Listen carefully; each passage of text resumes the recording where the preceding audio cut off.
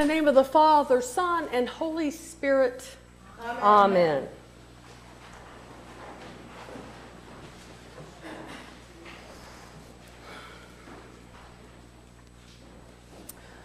My friends, generally speaking, humans engage problems and mysteries differently.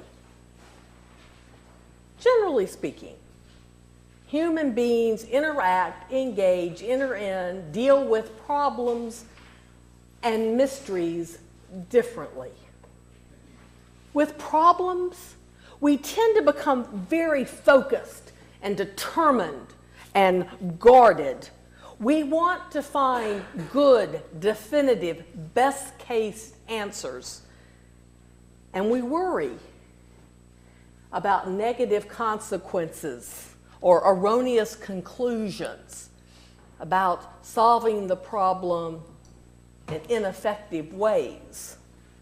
And because we have these concerns, problems tend to generate anxiety and worry and a sense of unease. I mean, think about it in your own lives. When you are presented with a pressing problem, how does that feel? And how do you react?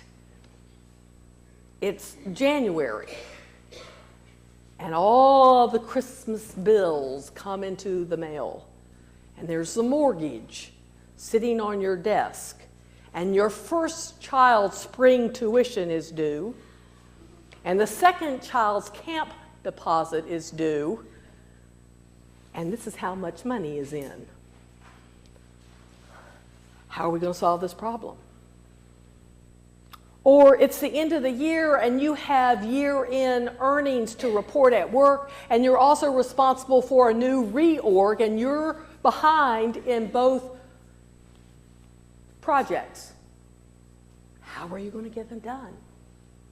Or it's Saturday afternoon and you have a science project due on Monday, and nobody in the family knows anything about it.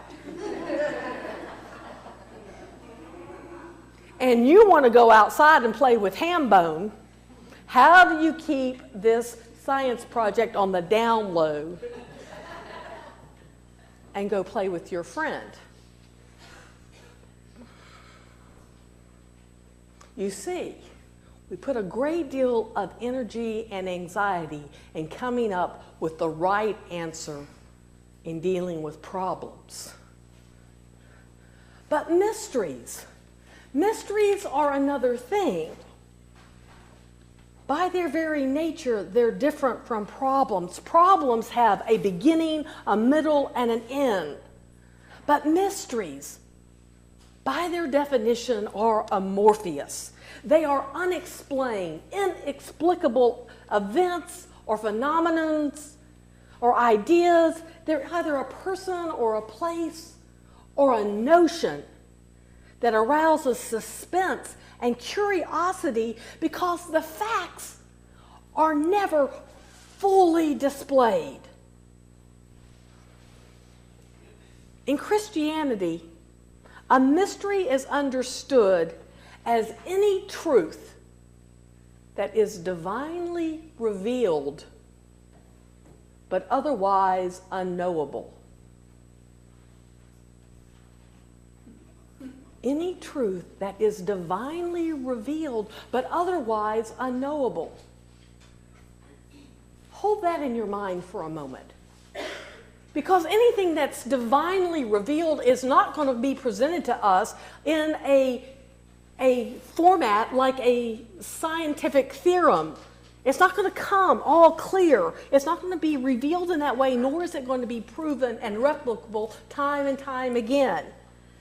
Mysteries, by their nature, at least in part, will always be beyond our concrete minds. We'll be able to hold them for a moment. We'll get a glimpse of what that truth is, but then they're going to float away from us. We'll have a sense of comfort, about our understanding of a mystery, but we'll never have full clarity. That is the nature of mysteries. We hold it in our minds and it slips away. We go back to it and hold it in our mind and it slips away. And you may be wondering, well, why are we talking about mysteries this morning? And brothers and sisters, this is the first Sunday of Advent. And the defining characteristic of Advent is it is all about mystery. It's all about mystery. And there are two great mysteries we are asked to ponder and deal with in this season. Advent comes from the Latin word adventus, and it means coming. The coming. And in our context, it means the coming of the long-awaited Messiah. For generations and ages, people have been waiting for God to send the single, unavoidable event, person, phenomenon that will model for us how God wants us to be in the world. How God wants to bring in his kingdom here on earth. Adventus, the coming of that undeniable force being concept that reveals what it is we need to find our way back to God. But adventus in Latin ties most closely to the Greek word, parousia. And Greek is the language of the New Testament. And parousia means the second coming. When Christ comes back to the world and asks us, not collectively, but individually, remember when I came the first time? And remember those lessons I told you? Remember those parables? Remember how I taught you to pray? How well did you attend? And how well did you listen? And are you now ready to meet God face to face in his full glory? Or did you reject that model? Or did you ignore what I had to say? Did you think you had all the time in the world to deal with that later?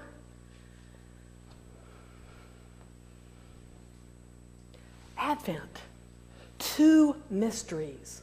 The long-awaited coming of the Christ child, the Messiah breaking into the world, giving us a model. Advent, the second coming, where he asks, did it matter? Think of two possible symbols of those mysteries. The first coming, the birthing stool. I mean, how human and basic is that? A birthing stool. Jesus coming into the world, God sending his own to be fully human to show us a model we could follow.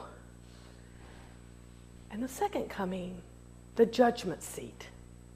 A birthing stool and a judgment seat.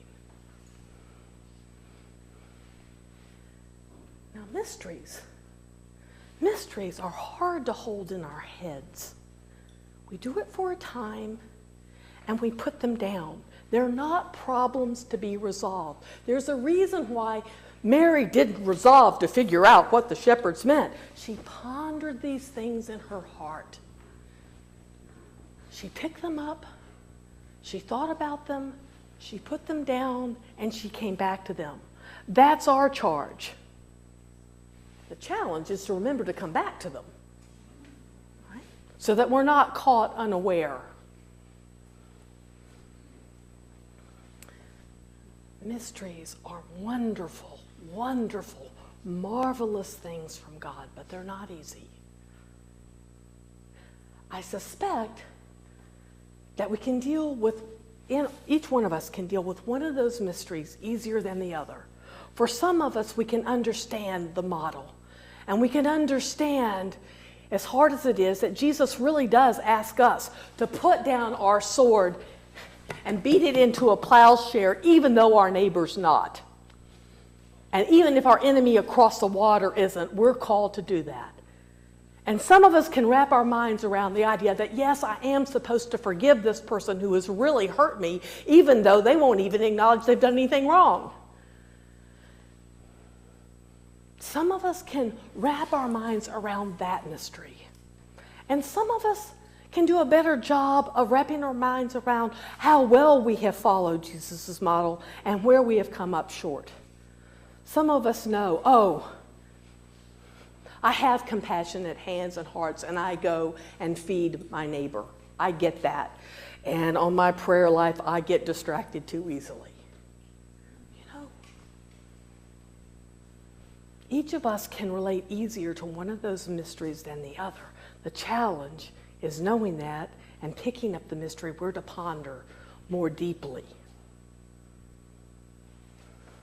Advent is a short season. It's only 4 weeks. But brothers and sisters, that's Advent of the church season.